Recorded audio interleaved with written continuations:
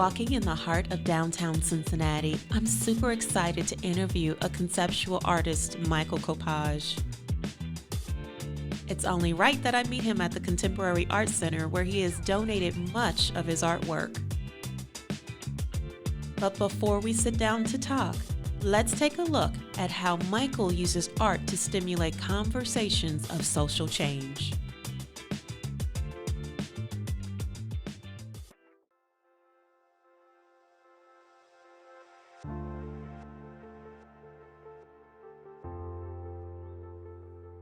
When I think about what art is to me, art is a tool and a bridge. I use it to have conversations with people and about people, to persuade them, to enlighten them, to enlighten myself. It's a delivery method for a cure to ignorance and racism.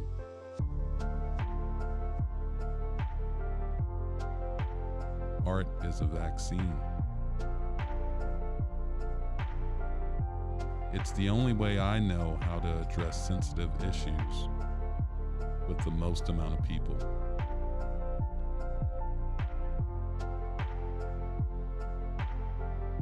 It's a weapon.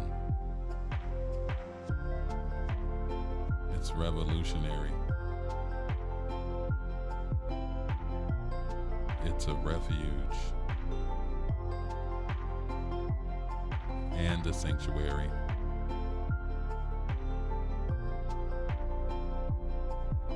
It can make positive impacts on the community by amplifying the voices from the community, including the faces and the feedback from the community.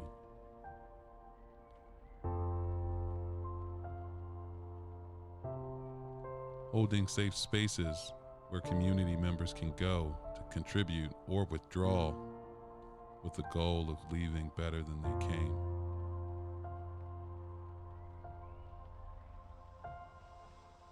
Art is everything.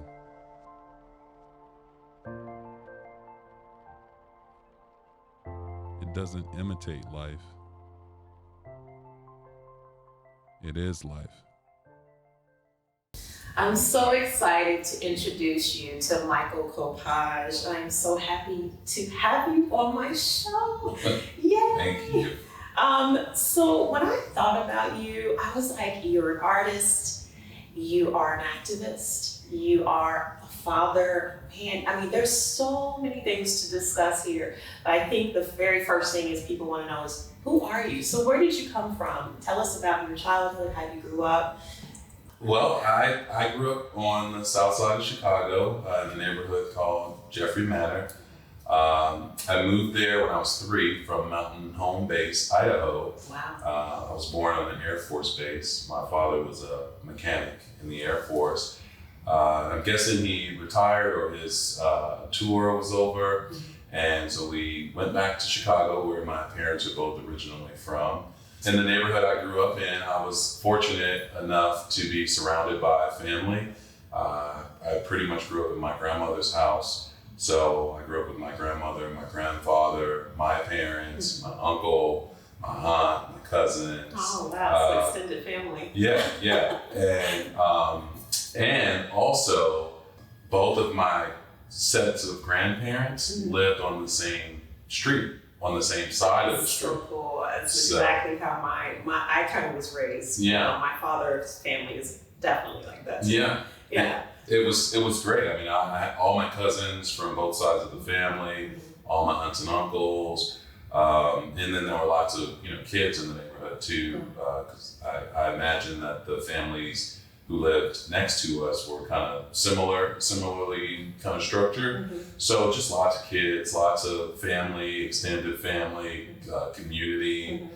I wouldn't change any of it. Yeah. And how did that impact you, having all of the extended family around you, cousins, people that just, a community, essentially. Well, one, I think it just kind of primed me to be like a really efficient and effective networker and like a politician of sorts. I'm not political or politician, but I do think that go in spaces sometimes, and there's so many strong personalities or so many reserved personalities, and there's still people that you need to interface with in some way, shape, or form. So just being able to like create entry points to naturally nurture relationships, I think was something I learned from that experience. That's interesting that you say that. It goes into when I was watching a video of you on the TED Talk shows, and you said something on there. You said art helped me escape the environmental pitfalls of adolescence and offered a way out. Yes. So what were those environmental pitfalls, and what were you trying to escape? So on the opposite side of the familial stuff was the actual neighborhood stuff, So when I left my safety net, I'm just gonna call it that, in my neighborhood, there were a lot of people gang affiliated, a lot of drugs, a lot of drug addicts, a lot of just substance abusers in general. And then the police, the police were kind of like a gang too.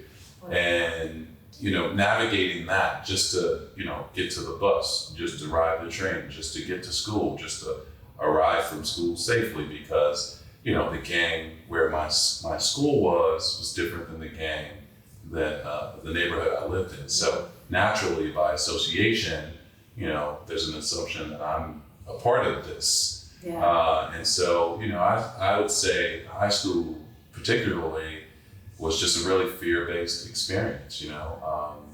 I had two best friends who were murdered. They both were shot. My uncle, who lived in the house with us, was murdered, and his body was dumped behind my grandparents' house. Wow. So there were, even though there was this safety net, there was this fear of being targeted, and so you kind of had to be a part of a group. And outside of my familial group, I didn't really have a group. So art changed everything because it gave me a tribe to belong to. Initially, my initial introduction to art was through my mother, who was crafty and could have her own DIY TV show, but it was through hip hop. I joined a hip hop crew, which is essentially a gang, except we just practiced breakdancing and graffiti and battle rapping and all of the things that you associate with hip hop. And it was just really constructive. Everyone had a sketchbook, and everyone wanted you to draw something in a sketchbook as a way of kind of remembering you and acknowledging you and recording you. And I credit it with saving my life because, there's so many other pathways that were available for me to take that would have ended, negative. Absolutely. We're sitting inside the Contemporary Arts Center, specifically because you have history here. You've donated some artwork to the Contemporary Arts Center, right? Yes. And specifically, it was monkey business artwork. Talk to me about this project. Sure. So in my work, I use the monkey as a motif, and the monkey represents the disruption of harmony. So that in contemporary America, that looks like redlining and redistricting and gentrification and gaslighting and some of these things. And so historically, that disruption of harmony looked like the uprooting of natives and indigenous people from their lands, the Native Americans, the Africans, and so I decided that I would create a sign project during the quarantine because, everything was closed. Galleries were closed. There was no exhibitions. There wasn't even TV. There were no new shows. There were no sports. We were all on a collective punishment. And for an artist, I'm sure. I needed to figure out a way to still be creative and to still communicate with people in a public way about some of the ideas I had. So I was living in a neighborhood that was being aggressively gentrified, and you could see it turning over. And so I thought about, taking this monkey motif and creating street signs. And so I made them. I got a cameraman. I dressed up like a city worker. So you got a cameraman to film you putting these signs of monkeys depicted, as whites, right? Yeah. And neighborhoods where you felt were being gentrified. Yes. So nobody said anything. No one even paid attention. No. And then what happened after you sat these posters up in different neighborhoods? What happened after that? So after all the signs went up, there was one day where there was nothing. And then after that, I started getting texts and instant messages and screenshots from Reddit about these signs. People were asking, does anyone know what this is? Who is this? A lot of people assumed that it was racism, an act of racism, or like a hate crime of some sort. When really, for me, it was more of an alarm, for folks in the community to kind of be shocked, and then maybe come to the understanding that this is a neighborhood that, people of color are being removed from, or dislodged from, uprooted from.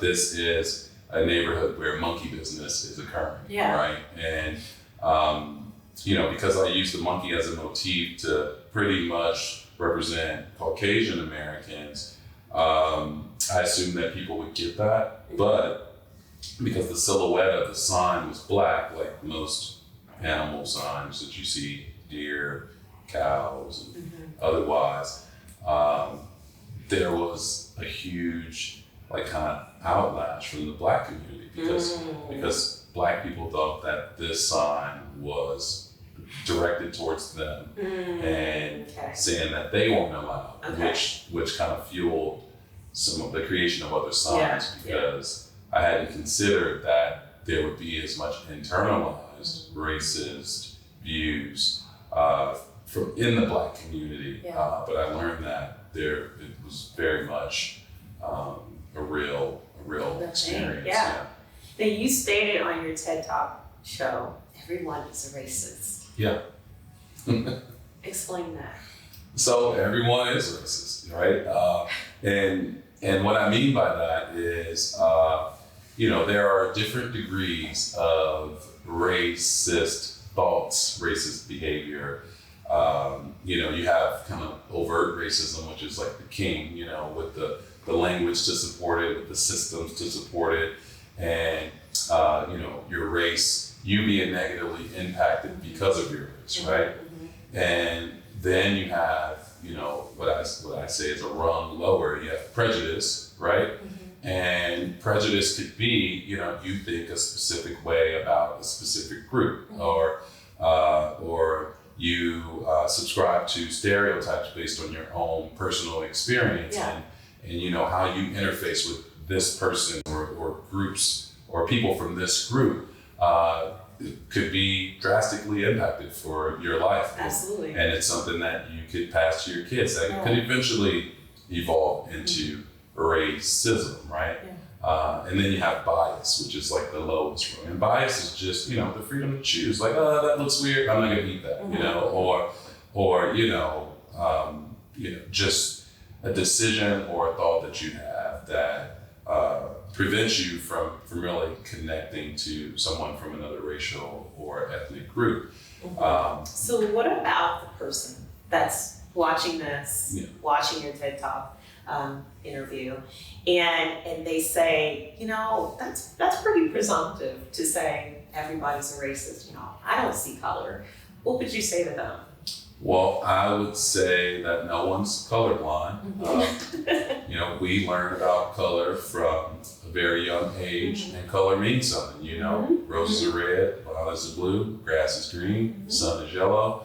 And what we learn about Black, as I kind of said in my TED Talk, what we learn about the color Black from a very young age is that it's negative. We use Black to compound the negativity in a thing. So words like black list and black cloud and black male, although there are words that we could use like storm cloud and exclude or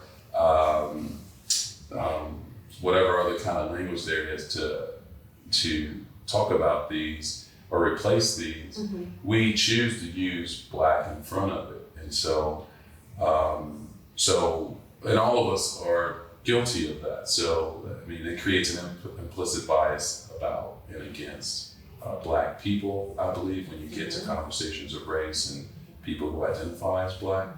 And I think there's an assumption made about Black people that they're inherently negative or bad because of what we learn as young people growing up in this country. So there's no such thing as colorblind because we use words that involve colors all the time to continue to perpetuate like hatred and some of the things that support the system of racism. Absolutely. Well, when we come back, we're going to talk about how Michael Coppage actually uses his art as a call to action. Coming back on Sharing with Sheri.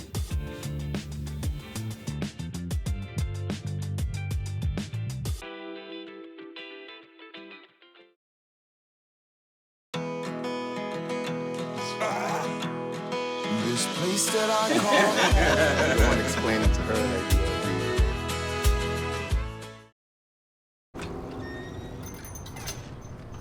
Hi. Can I get the now bar, please? No problem. $1. Have a good one. Got it. Hi, can I get a now bar, please? $1. Thanks. Hey, what's going on? Hey. Hey, let me get a now bar. Sure. $1. Appreciate you. You got it. How's it going? Can I get a now bar?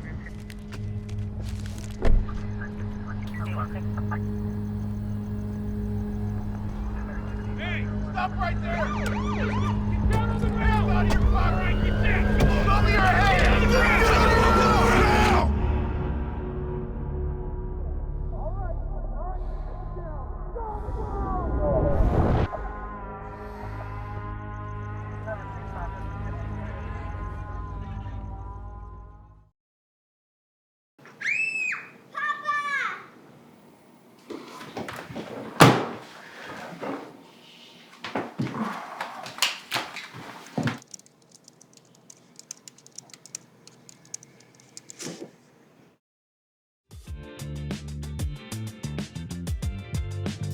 All right, welcome back to Sharing with Sheri.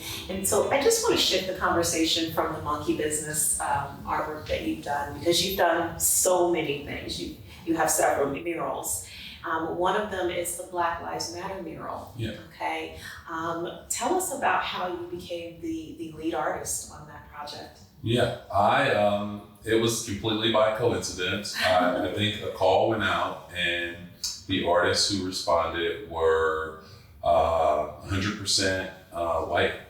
And the organizers of the mural thought that it would be bad optics if we didn't have lead artists who were Black, since this mural was about, Black people and everything that was happening in our country at the time. So I got a call from a friend asking me if I wanted to participate. I remember I was in St. Louis and I was on the road coming back, and I told him yes. Yeah. And he said, okay, good. The designs are due tonight at 7 p.m. Oh my God. And it was 3 o'clock. I'm on the road. Fortunately, I had my sketchbook. Yeah. So I called a friend and I did some kind of preliminary sketches. met with my friend when I got back, and we designed this letter, the L in black. And I turned in my design, and it was accepted, and we were given a timeline. Yeah.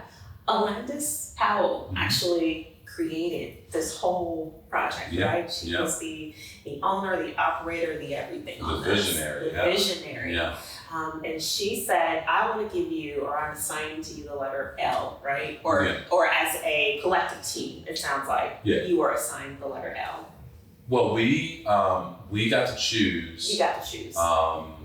What line in the poem we wanted to connect with our letter, but I do think that we were assigned specific letters, and I'm not sure if it was just, listed out and making sure that every letter was covered, or if there was a reason. But yeah, I was assigned L, and then I was told that I needed to select the team to help me. So I had 3 or 4 people just kind of on standby who were willing to help. And, it wound up being a lot more people coming out to paint because this was such a historic thing.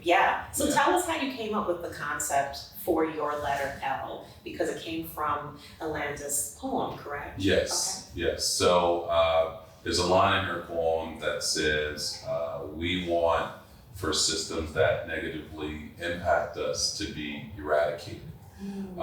That falls perfectly in line with the work that I make when we talk about gentrification, we talk about police overreach, we talk about the appropriation of African American culture and so on and so forth. Just the systems, education, housing, the legal system, including the judicial system, are all systems where there are barriers erected in the lives of Black people. And so what I wanted to do was create, use a symbol that everyone was familiar with, which is a Black power fist, which has been used in movements around the world for the last century. It means a very similar thing throughout, with slight changes, but I wanted to use that symbol, and I wanted to have that fist kind of raising up from a pool of blood. There have been many of us who didn't make it to see the moment that we were living in. And there will be many of us that, won't make it to see, old age. Absolutely. And I attribute a lot of, that short-lived experience to some of the systemic barriers that we need to eradicate. The Black Lives Matter mural was actually just recognized nationally, correct? What does that feel like? You are a part of a project that is now recognized nationally. Yeah, well, I'll say, it felt like a historic moment at the time, and just the feeling that we all talked about while we were there and we were painting that mural. It felt like something special, so I'm not surprised that it was recognized nationally, because it's probably one of a handful of murals, Black Lives Matter murals, that were painted that still exist.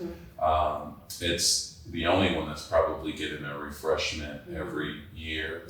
And I just think that it was being awarded just kind of recognizes the fact that it reinforces the fact that Black Lives Matter, that I matter, that this message is important, and that this is historical evidence of a really special moment in Black history and American history. Absolutely. There were 17 lead artists on this project, but not just you lead artists on this project, but also, like you were just mentioning, a team of people helping you and a team of people helping the other lead artists on this. So collectively, I'm sure that you all became very close after this as artists. Did you guys become close? I would say about between 70 and 100 artists actually worked on this thing. There were 17 lead artists, but our teams varied in size. And we have a group chat that is insane. I mean, sometimes you have to turn the notifications off because it's too many people in one room to have a conversation. Yeah. But I met most of the other artists there at the mural. I didn't know them prior to the mural. Wow. Okay. We all kind of worked in our own silos. And so now we're doing a lot of collaboration. There's a lot of crossover. We support each other's projects. We promote each other's projects. We all have different skill sets. So if we can lend a hand, we lend a hand. And so it's turned into a family. We actually started a nonprofit called Black Art Speaks. And that is the entire collective of artists, Anna Landis and Tashana. That's wonderful. And so we turned it into a business where we could use our collective talent to really do beautiful projects. Yeah. When I was walking, when I went downtown and walked where the mural is, and just standing and looking at the letters created, it was just it felt like a spiritual experience for me. And I was thinking, was this a spiritual experience for you guys? What did you feel the ancestors was kind of with you as you were drawing, and painting this letter? Did you feel that experience yourself? Yeah, I did. I think that you felt some of the residual of what we left behind. Because it just felt like family.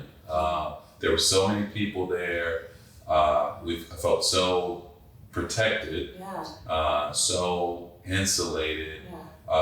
There was so much love. It was like a family reunion, and all of these folks were members of my family that I was just meeting for the first time, and we had a ball. I mean, there was music and performances and food, and it was hot, and there was just a dome of love that kind of covered that spot. And I still think that dome is there, and I think the feelings are the energy. Dissipating. It's just but there. Every year we go back, we recharge it, and we leave a little bit there so that when people are coming, hopefully they get a sense of it. And I believe they do. Yeah.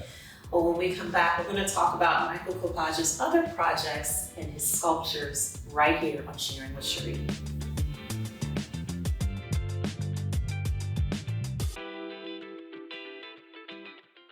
Being a parent, especially for the first time, with that comes a lot of self-doubt. As a dad, I just try to lead by example. When you're trying to be the best person that you can be, your kids see that and then they emulate that. Even though we didn't grow up together, he's my favorite brother. Hey, sis.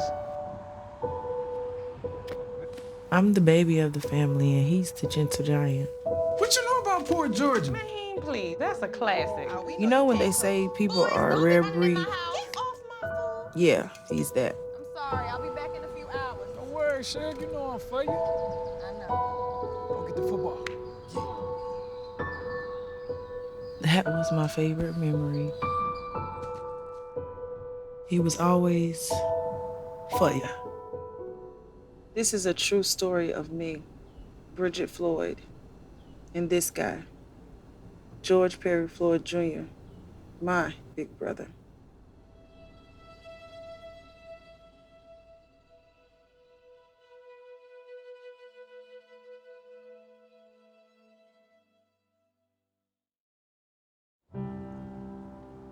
It's going to take more than just us.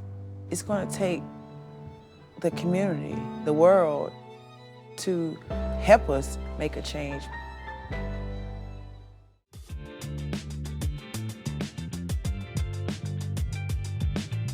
Welcome back to Sharing with Sheri.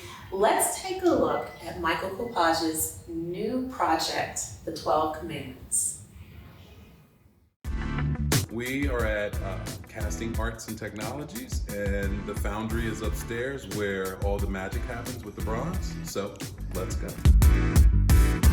12 is slang for police, and what this series is a a series of poses of me being compliant with police commands, and about how even in compliance, it still doesn't guarantee I get to live through it. And that's a violation of the 10 Commandments, the main one being thou shalt not kill. The reason that I'm so excited about this is because this is my most recent work, and this is the direction that I'm wanting to go in my work. This is always something I've dreamed about, you know. Bronze is not something that I grew up with access to. It's not something that I saw in the neighborhood that I grew up in. So when I learned about it in art school, it always seemed so beyond my reach. And to be able to be in a place where I can get funding to create works in bronze and create statements about the place that I live and take it back to the communities that I come from is just serendipitous.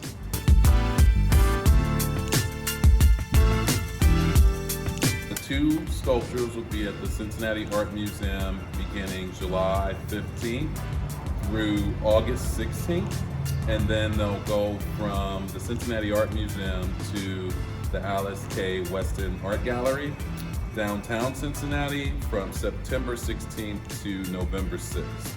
And then from there, who knows?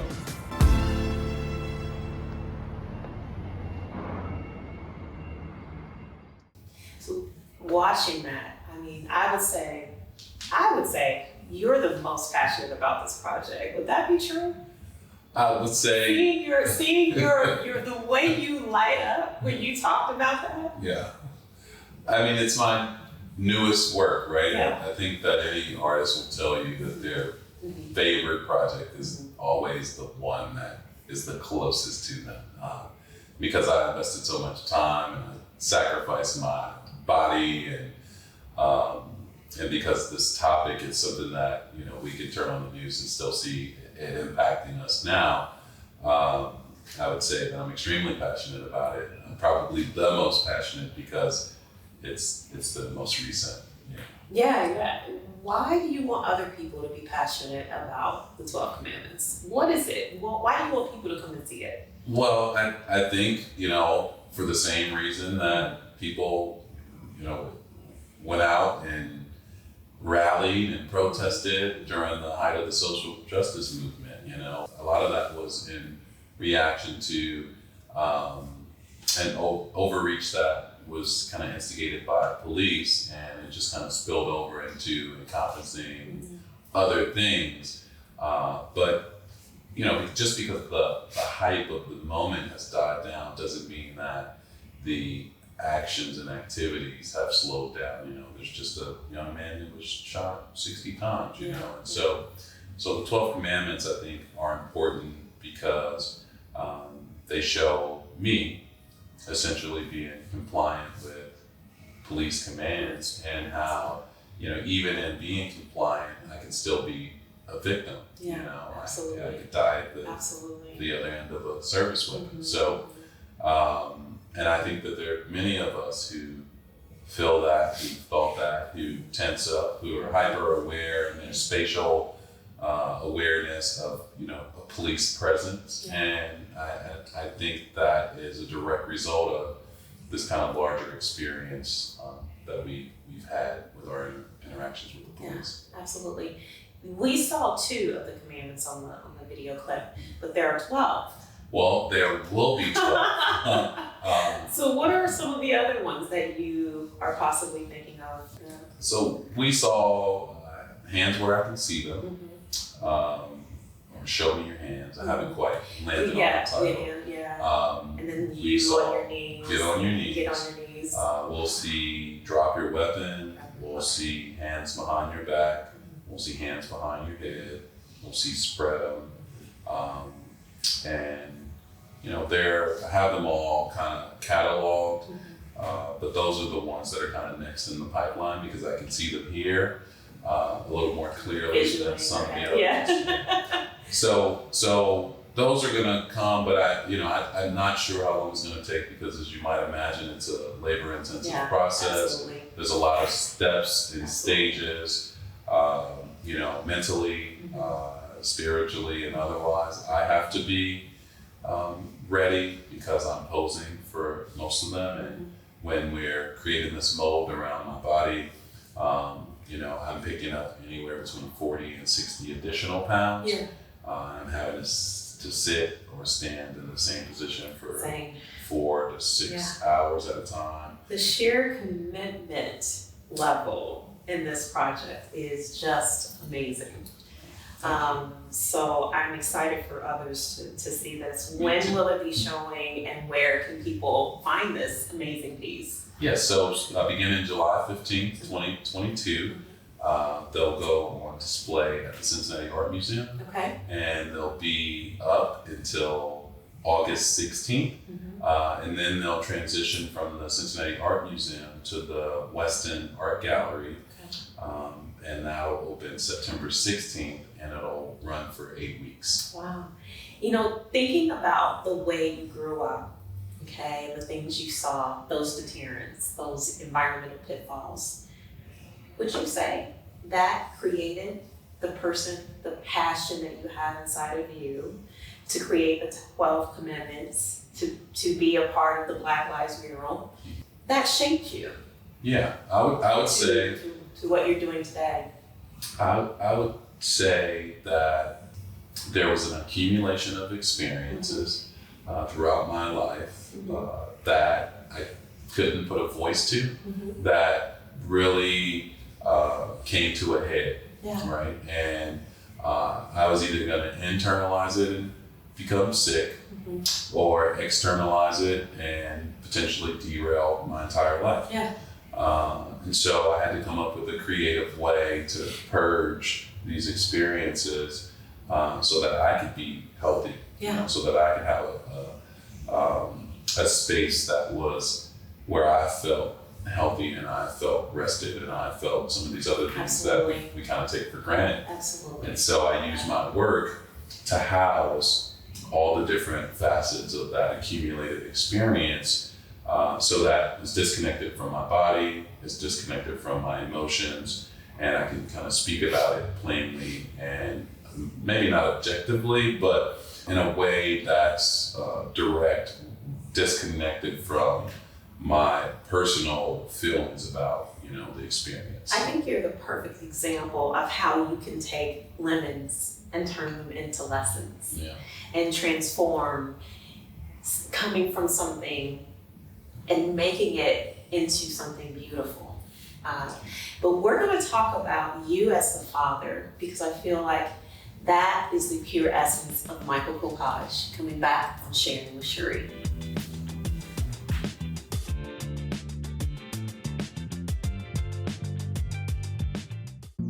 Jason, let's go see your room.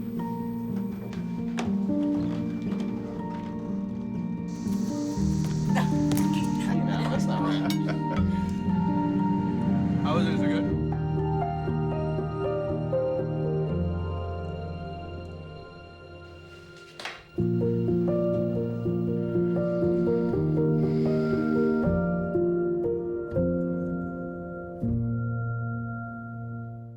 When I was in foster care, I never knew when I would have to move, so I always had my suitcase ready to go.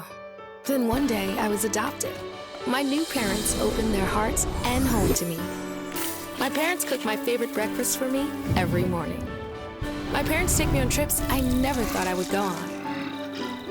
They gave me a home and an even better reason to use that suitcase. My parents aren't perfect, but they're perfect for me. There's a road laid out for me. First night here, but Amy seems cool. Leading down to the river. I am blind, but I need not see. What do you think? I know this road is there for me. If I'm really free, take me down to the river and walk.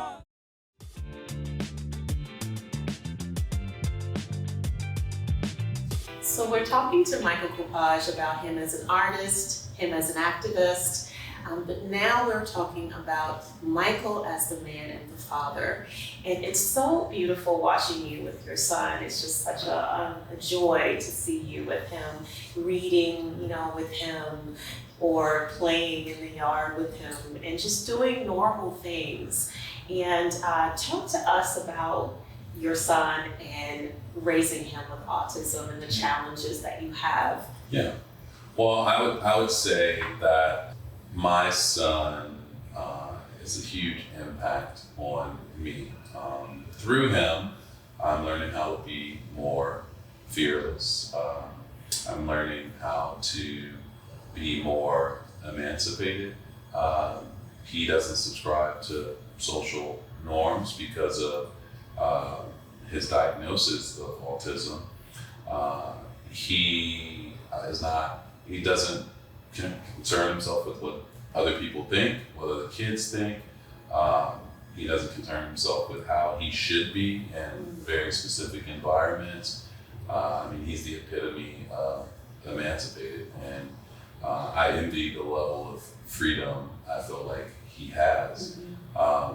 His diagnosis does not come without its challenges, specifically as it relates to services and scheduling and that sort of thing. But I believe that you only get what you can handle in life. And so he got what he got, I got what I got, and we're able to take what we have and make it work in a way that both of our quality of life is improved. And so, I don't know that I would change it because I don't know how different it would look. And even if it was different, it would still have its own set of concerns and things. Yeah, absolutely. I want to make the point that especially when I was watching YouTube, there is a pure joy that emulates from him. And you were just mentioning how you envy the freedom that he has. He doesn't care about, everything that's going on in the world. It's just like, I'm just happy. Yeah. So talk to me about what that's like. Yeah, so I'll never have a conversation with my son about being a black man in America, because he wouldn't be able to understand that conversation, I don't think that he operates in circles where he'll ever be at risk either, of potentially being shot or taken advantage of in some way. I think that there is this familial baggage that's handed down, generational curses and all of those things that's handed down from generation to generation that my son just is unwilling to accept. And there's freedom in that. And I can see it, I can really see it, and I love it. And it's like, with the accumulation of experiences that I've had, I'm so thankful that my son won't have to live with or deal with or navigate through any of those scenarios. There's always a support network around him. He always has a team. And it takes a village. Yeah. Like you were saying, it takes a village to raise a child. Yeah. And with him, it comes with its own set of challenges. But I would say that those challenges are completely manageable, and I just raise him with a lot of love, a lot of affection, and in turn, that's what everyone receives. I have to ask, you being an activist, even some may say a rebel, tyrant to some, maybe. You're passionate about bringing these issues to light. So I have to ask you, as a black man raising a black son with a disability in this world, how does that make you feel on the inside, your gut? Well, with all of the issues going on, race, being a black man. I feel relief because honestly, I know that when people see him, he'll be categorized as Black, but it's also, if you observe him long enough, you also understand that he operates on a different wavelength. And I'm fortunate enough to only be in environments that are supportive to him and his needs. So I feel relief in that sense. In terms of being, what I call maybe a cultural critic instead of, a tyrant or some of this other stuff, or even I don't know, activist, right? It makes me so uncomfortable to even think of myself that way because, I see activists as people who, physically put themselves kind of in harm's way due to their belief in something. And maybe I do with the poses and with some of that stuff, but I take a very artistic approach to sharing my perspective and creating works that become prompts for conversation. I try not to change things by brute force. I try to understand the psychology of the audience who is being confronted by my work and creating works that impart something onto them or create pathways that they can pathways for self-discovery that they can have through QR codes or through whatever kind of language. And, it's about building empathy and developing more cultural competence so that we can start eliminating some of the experiences that I'm addressing in the work that I'm producing. Absolutely. You mentioned something on one of your videos. You said your purpose is to use your work as a vehicle to tell stories about Black men and Black people to promote lasting change. Yeah. Do you feel you're doing that? I do. I feel like in opposition of what we see in the media, mostly Black people criminalized or demonized, in opposition of what we see and, or hear in music and videos, Black people are not one-dimensional. I mean, there are many different facets to who we are, and we're talented in many ways, outside of our physical prowess and athletic abilities.